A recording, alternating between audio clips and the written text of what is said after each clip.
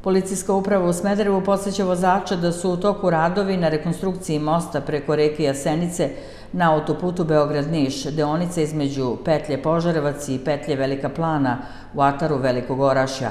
Tokom radova, koji će se odvijati do 15. januara 2025. godine, vozila se preusmeravaju na kolovoznu traku u kojoj se ne izvode radovi, a s obzirom na to da je pojačan intenzitet saobraćaja na Koridoru 10 zbog predstojećih praznika, apelujemo na sve učesnike u saobraćaju da budu strpljivi, oprezni i da poštuju saobraćajnu signalizaciju.